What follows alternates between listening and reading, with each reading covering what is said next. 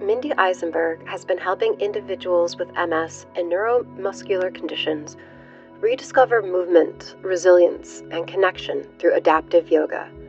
As the founder of Yoga Moves MS, she has built more than just a nonprofit. She has cultivated a mighty community where strength is measured not by what the body can't do, but by the possibilities that remain. With a background bridging healthcare and holistic healing, Mindy's work is redefining what it means to move, adapt, and thrive. Thank you so much, Mindy Eisenberg, for joining me here on AwareNow to share this space and to share your story. Thank you so much. Namaste. Thank you for having me. Let's begin this way. Yoga is often described as a practice that extends far beyond the mat. You, Mindy, have spent years working with individuals facing mobility challenges, many of whom have felt disconnected from their own bodies due to MS. Can you share a moment when you witnessed yoga reconnect someone, not just physically, but emotionally or spiritually, in a way that changed them, or maybe even changed you? There's so many choices when you pose a question like that. One that's fairly recent because it's a student that's been with us for about 9 months or so, and they've noticed a dramatic change. They had resolved themselves from their condition that they would be at a certain point and wouldn't be able to do certain things. And because of their participation in our community, and we call the class, but it's bigger than that because we view all our classes as one big community, and whether they're online or in person. And you can see the change in the motivation, the change in the attitude, and then the body follows that change. And it's been pretty dramatic. So there is so much of this mind-body connection. The attitude changed, the belief. I think the magnitude of hope just spiraled.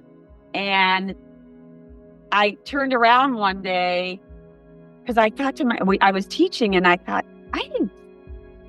he didn't do that before, right? It's one of the miracles that you see. And so I've been doing this for 2 decades, and yet miracles do happen. You have to keep your eyes open and your awareness percolating, but it's there. You just got to catch it. And sometimes it's even more dramatic, and everybody goes, wow, wait. And then, so that even magnifies because people act like cheerleaders and clap, and you can feel the happiness and joy from the other people who are happy for that person where it sparked. Mm-hmm. That's what keeps me going. Yeah. It's so that energy just sort of is contagious. Yeah. One person's win very much gets to celebrate.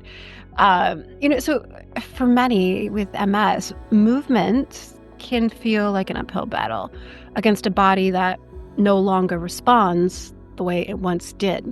So my question now is, how do you help shift that mindset from frustration to empowerment, helping people see that adaptability is not about giving in, but about reclaiming control in a new way? Yeah.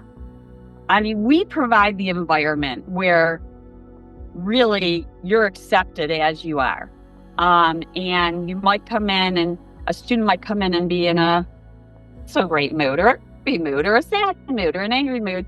And then another one might come in and be gleeful and happy, or silly and goofy. And one might be a comedian, and one might be sarcastic. And so it's all accepted into a pot. And that right there, of everybody being different, promotes adaptability. We accept and we get excited by those small little things. And we don't accept judgment. You're called on the table if you judge. We have things like, it sounds like maybe a silly policy, but well, you're not allowed to say my bad leg or my good leg, because I think the body does respond to the way that we talk about it. And that has an impact on the group as well. So we do try to promote this positivity, but also acknowledging the challenge. Yeah. So it's accepting the full gamut, and not making light of the seriousness of it, and really celebrating the that seemingly small triumphs. Yeah, that's beautiful. And I love how you speak to the fact that it's really the community that supports and facilitates that. I don't feel, I always tell our teachers, we're facilitators. We are not commanders. We're not telling somebody to do something in a particular, specific, detailed way. We are facilitating, creating an environment where you can play with adaptability, which is really creativity. It's a creative environment. I love that. So let's talk more about Yoga Moves MS. It's about more than movement. It's, to your point, what you just shared. It's about community. It's about resilience. It's about healing. When people first join your class, I imagine there are those, as you just shared, carrying this invisible weight, grief, fear, isolation. So how do you create a space where that weight can be shared, released, or transformed? Is it simply by just inviting the community to show up as they are? Or is there more to that? Well, I think you're opening up space, right? Like you're opening up space for whatever comes through. The most powerful, you cannot underestimate the power of community, as you know.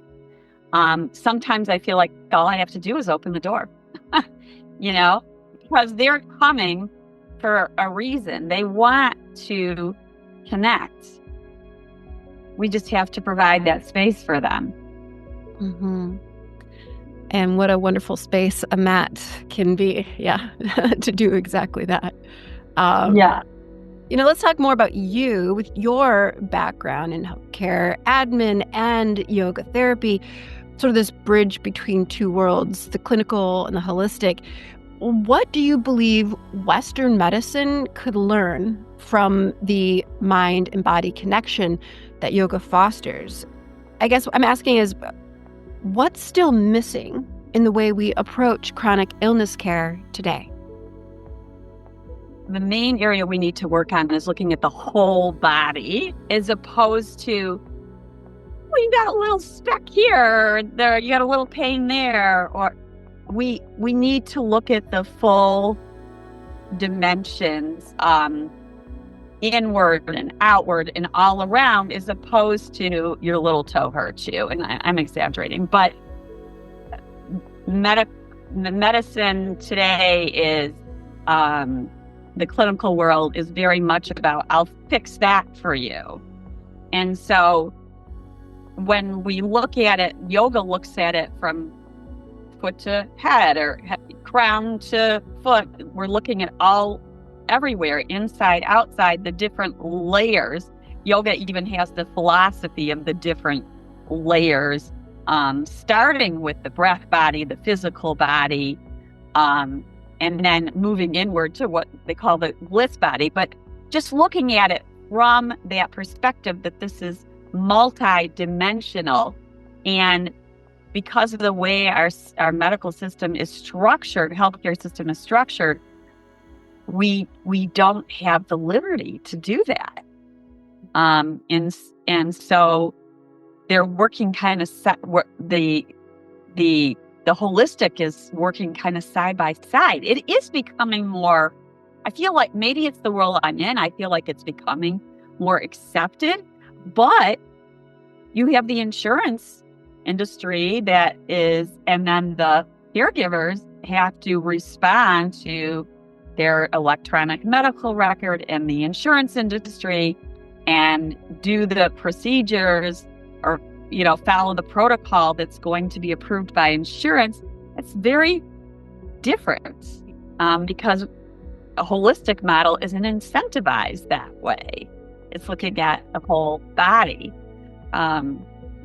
So that's what we're trying, I say you might go in, and I think physical therapy is very much a complementary modality to yoga therapy. So I'm using the example, someone goes in, their shoulder's injured. The yoga therapist is going to look at the whole body. The physical therapist, for the most part, I don't want to completely generalize, is going to look at that area of the shoulder where there's an injury or there was surgery. Right. And people, as a result, feel more whole when we look at these layers. When we're designing a class, we're looking at it from the physical, the social, the emotional, if you will, layers. Mm-hmm. Mm-hmm. And that expands out to connection with others. Right. Well, so having heard what you just shared, which is so spot on, I would like to propose that we change the spelling of holistic to WHOL. Yes. The whole person, not just this part of the person. Yes. Treat this like it's a person, not a condition.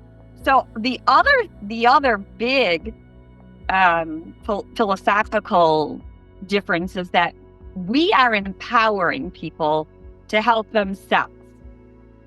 But if you go to the doctor, they're going to give you a pill or a procedure. You're just there. You're there in a very passive way. So if you come to our community, we're hoping you're going to take on a more active role at some point. You might not right away, because sometimes they come in and they're questioning what this is all about. But hopefully within a very short period of time, the members are feeling empowered to help themselves. And that is so big, because if they just, it just opens up their doors, their hearts. Yeah. Yeah.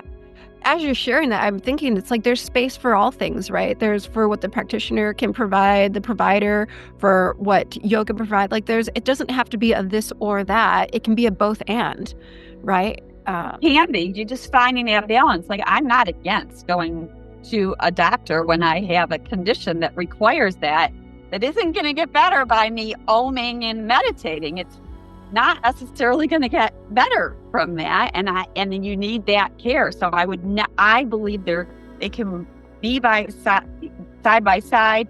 They complement each other. You need both. Mm-hmm. Agreed. One more question for you today here, Mindy. You've dedicated your life to this work. Dedication often comes with personal experiences. What has this journey of founding Yoga Moves MS, guiding so many through their healing journeys and being a witness to both struggle and triumph, what has all of this taught you about your own resilience? And I want to circle back to what it is that keeps you moving forward, even on the very hardest days. Yeah. So when I entered this whole Yoga Moves MS community, there wasn't this plan. I think there was a divine plan, but not that I was aware of. And as I started meeting more and more people who were impacted by MS and chronic conditions, I had grown up as a little girl with a very sick mother with primary progressive MS.